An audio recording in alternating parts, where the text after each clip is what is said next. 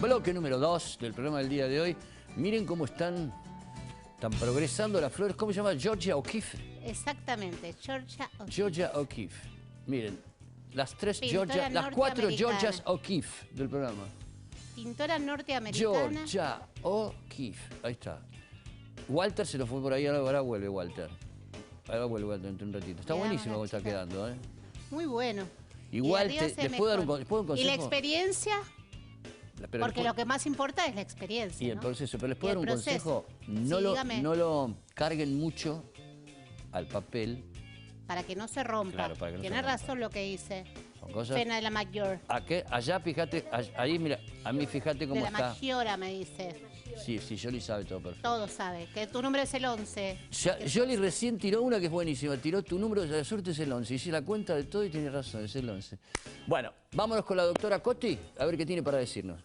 Acá estamos, Fenan. Bueno, muchísimas gracias a ustedes por esperar, pero le tenemos que pedir una ayudita al señor director para que yo haga mi trabajo. Diré.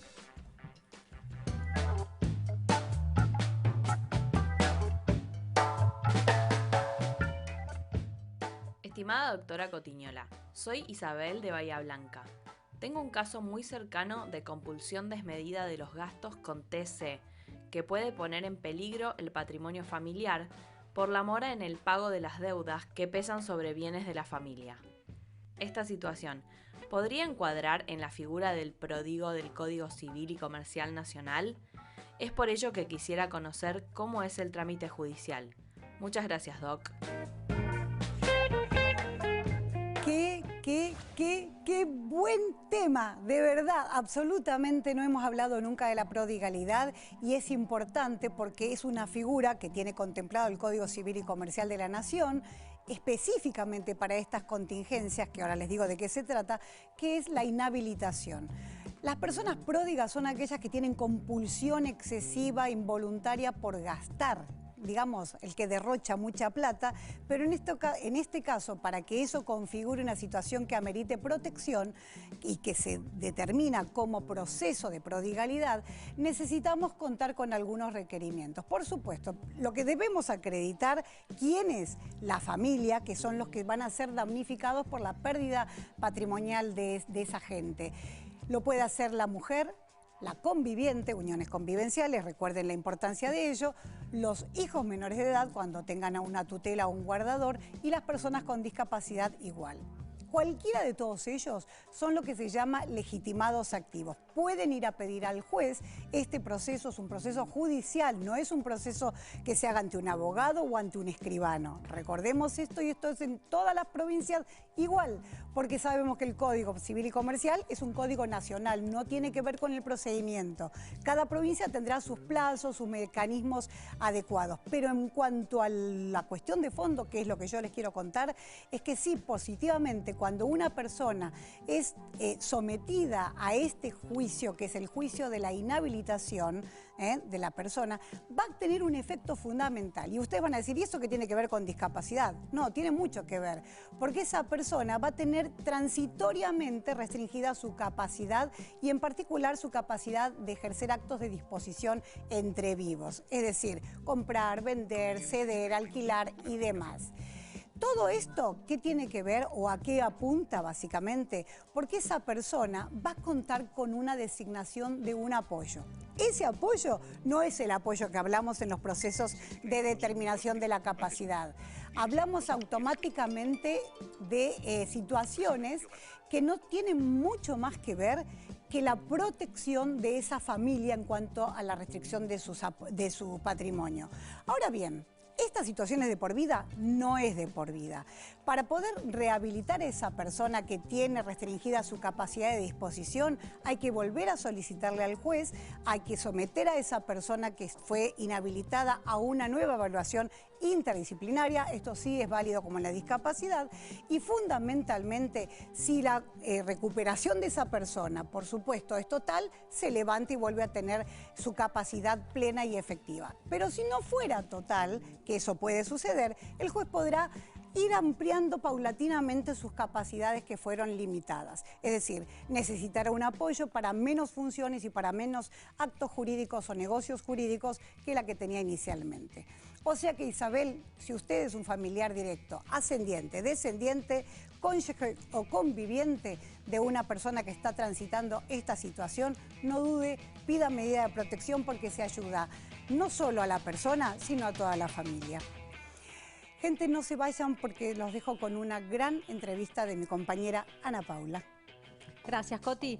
Vamos a saber todo acerca de ataxia, porque es un grupo de patologías que coinciden con el mismo síntoma, que es desequilibrio en el andar, incoordinación motriz. Por eso me acompaña el equipo de Hepatax, que a mi derecha está Abner Chamson, que es ingeniero electrónico y secretario de esta asociación Hepatax, Norma Chamson, que es la mamá de Abner, presidenta de la asociación Hepatax, y Axel Chamson, que es hermano de Abner y bueno, hijo por ende de Norma.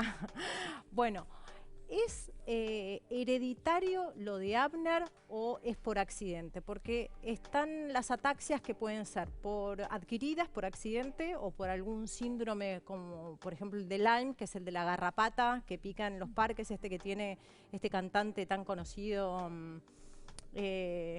Ahí se me fue el nombre, pero no bueno. sé eso exactamente. Y la tuya, Abner, es una ataxia genética. ¿Y qué significa que sea genética?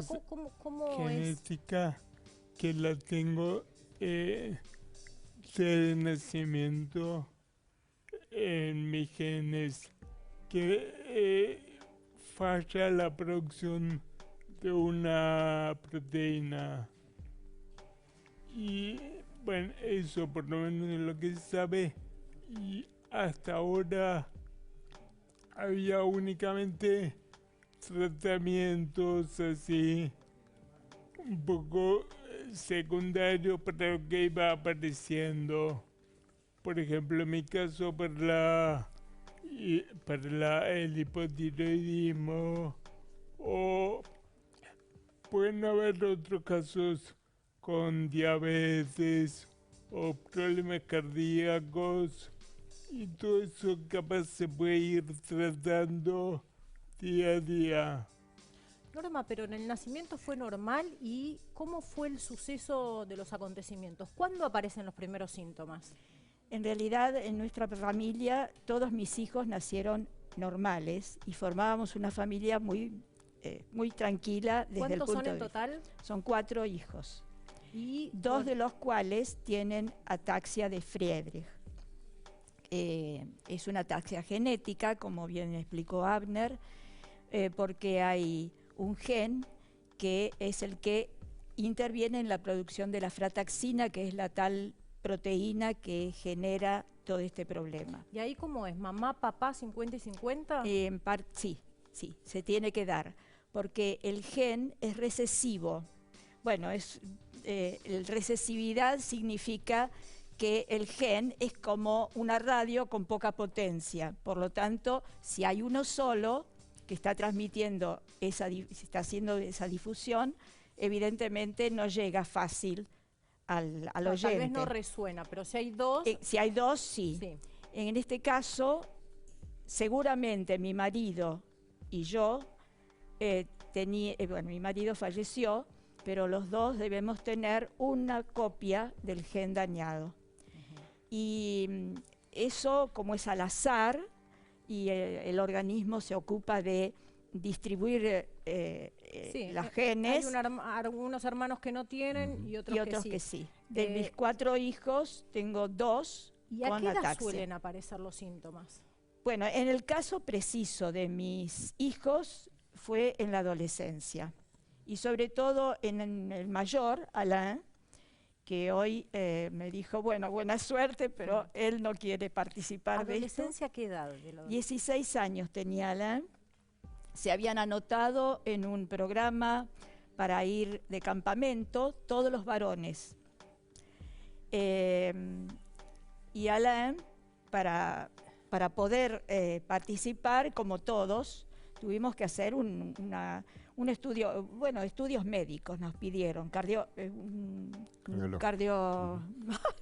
bueno, Y electrocardiograma. estudios de sangre. O sea que se diagnostica por un diagnóstico de laboratorio. No, por el electro de Alain, el electrocardiograma, dio una curva invertida que Es no era inusual. normal. Bien, Entonces empezamos con eso, pero no sabíamos qué era. bien. ¿eh? Axel, ¿y cómo transcurrieron tus 16 años? ¿Con mucho miedo? ¿Cómo es vivir también ahí sabiendo que hay una enfermedad genética dando vueltas y que vos podés ser portador también? Bueno, la realidad es que en mi caso yo lo percibí más tarde, que seguramente esto fue algo que nosotros lo vimos como algo que pasó más tarde, por lo menos a mí. Mis padres lo vieron en vivo y en directo y un poco nos guardaron un poco en el primer momento. Después, Con la obviamente, fue una información. evolución. Sí, más que nada sobre lo que implicaba.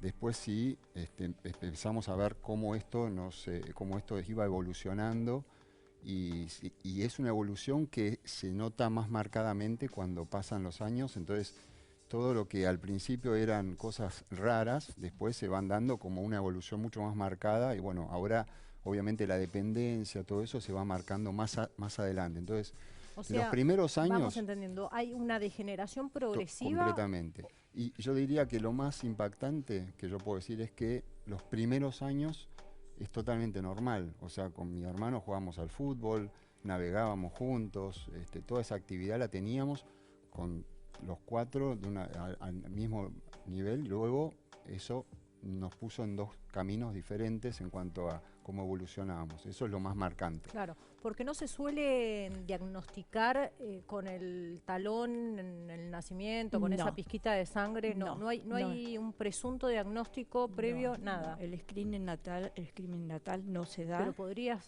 No, suceder, no, porque es por un estudio genético y únicamente que haya antecedentes en la familia. Claro. ¿Vos Pero tenés hijos, Axel?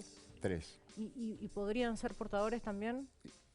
Bueno, como lo explicaba, es algo que debería darse en la pareja, en los dos. Sí, pero vos sos portador. Pero yo soy portador, pero digamos Segura, que podría no sé. haberse dado, pero requería del otro lado que hubiera una situación. Y la verdad que en su momento lo pensamos, pero no hicimos ningún estudio. Y, bueno, mis hijos no tienen el síntoma. Pero Ya pasaron los 16. Sí, ya tienen 19 a 23.